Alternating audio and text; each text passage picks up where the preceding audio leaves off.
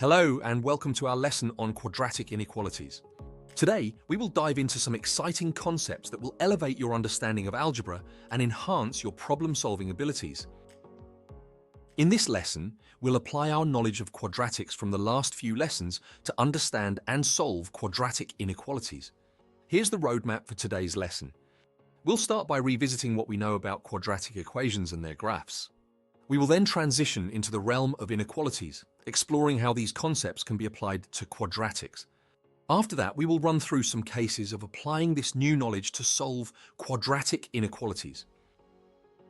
In our previous lessons, we've built a solid foundation by discussing the standard form of a quadratic equation, how it is written as a at x squared plus b, x plus c equals 0, as well as factoring quadratic expressions, which allows us to break them down into simpler forms. We have also covered using the quadratic formula to find the roots of a quadratic equation. And we have looked at graphing quadratics, focusing on the parabolic shape and key points such as the vertex and intercepts. With this foundation, we can now explore the concept of quadratic inequalities. This technique is crucial for solving problems where we need to find the range of values that satisfy a given quadratic relationship, rather than just individual solutions. By the end of this lesson, you will be equipped to tackle problems involving quadratic inequalities, allowing you to describe and solve a broader range of algebraic situations with confidence. Let's get started. Let's dive into the main content of our lesson on solving quadratic inequalities. Firstly, remember that inequalities are mathematical statements that compare two expressions and show that one is larger, smaller, or possibly equal to the other. We often represent them using symbols like these. Graphically on a number line, they show the range of values that satisfy the inequality. For instance, if we have 2x less than 1, we can solve it by dividing both sides by 2. This gives us x less than a half. On a number line, this inequality indicates all the values to the left of 0.5. In a similar fashion, quadratic inequalities involve quadratic expressions such as ax squared plus bx plus c.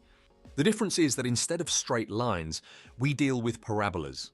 For instance, consider the inequality x squared is less than 4. First, rearrange the inequality to have 0 on one side. This gives x squared minus 4 is less than 0. Then, solve the equation x squared minus 4 equals 0. This gives us the roots x equals 2 and x equals minus 2. Next, sketch the parabola y equals x squared minus 4. The roots are the points where the parabola intersects the x-axis. Since we are interested in x squared is less than 4, we need to find where the parabola is below the x-axis. This occurs between the roots minus 2 and 2. Thus we write the solution as minus 2 is less than x, which is less than 2. To illustrate a solution set of discrete values, we can consider linear inequalities again. Let's say we have 2x is less than 1. On solving, we have x is less than a half. For an integer solution set, this translates to 0, minus 1, minus 2, and so on.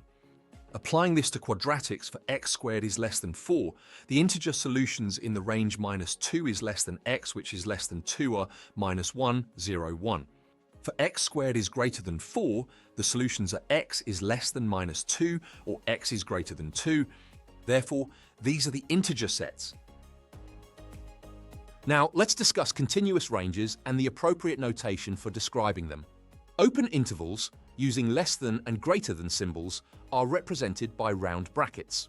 For example, 2 less than x less than 7 in integers is 3, 4, 5, and 6 in curly brackets. However, as a continuous range, we include everything between 2 and 7, and because these are strict inequalities, the interval is 2 to 7 in round brackets. Closed intervals, using less than or equal to and greater than or equal to symbols, are represented by square brackets. For instance, if this was our inequality, the interval would be 2 to 7 in square brackets. This means that 2 and 7 themselves satisfy the inequality. When dealing with bounds involving infinity, if there's no lower bound, we use negative infinity, upper bound. Similarly, if there's no upper bound, we use lower bound infinity. For instance, if we have x greater than 2, the interval is 2 infinity. Let's tie it all together with an example. For x squared less than 4, we already determined the range minus 2 less than x less than 2. Since these are strict inequalities, the continuous interval notation is minus 2, 2 in round brackets. If we had x squared less than or equal to 4, then the interval includes the boundary points. The notation would be -2, 2 in square brackets. And that covers the main technique for solving quadratic inequalities. With these methods, you can handle a wide variety of inequality problems involving quadratics. Let's move on to applying these techniques to solve some specific examples. Let's talk through an example with simple quadratic inequality. Consider the inequality x squared minus 9 greater than 0. First, write the associated quadratic equation x squared minus 9 equals 0. Next, factorize the quadratic expression x squared minus 9 becomes x minus 3, x plus 3. Now we need to find the roots, which are x equals 3 and x equals minus 3. Now sketch the curve. The curve is a smiley face, as x squared has a positive coefficient. It cuts the x-axis at x equals minus 3 and x equals 3. If we examine this graph, we can see that the values of y are more than 0 in two regions, x greater than 3 and x less than minus 3. Therefore, the solution is x less than minus 3 or x greater than 3. Let's have a look at another, more complex example. Consider the inequality x squared minus 3x minus 4 is less than or equal to 0. First, rewrite the inequality. Next, factorize this. X squared minus 3, x minus 4 becomes x minus 4, x plus 1. Now we can find the roots, x equals 4 and x equals minus 1. Like we did before, we can now sketch the curve. The curve is a smiley face, as x squared has a positive coefficient. It cuts the x-axis at x equals 4 and x equals minus 1. When we examine the graph, we can see that the values of y are less than 0 in the region between x equals minus 1 and x equals 4. Therefore, the solution is minus 1 is less than or equal to x, which is less than or equal to 4. In today's lesson, we explored the concept of quadratic inequalities and how to solve them.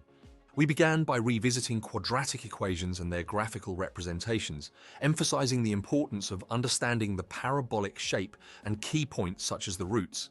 Transitioning to inequalities, we examined how to determine where a quadratic expression is greater or less than 0 by analyzing the graph of the corresponding quadratic equation. We discussed the steps to solve quadratic inequalities, including finding the roots of the quadratic equation and determining the intervals where the quadratic expression satisfies the inequality. We also highlighted the use of different brackets to represent open and closed intervals, which is essential for accurately describing the solution sets. By understanding and applying these principles, you can now solve a range of problems involving quadratic inequalities, enhancing your ability to tackle more complex algebraic situations. This lesson has equipped you with the techniques needed to identify and describe the intervals where a quadratic inequality holds true, providing a valuable addition to your algebra toolkit. Watch the rest of the GCSE Maths course at Sophos Education.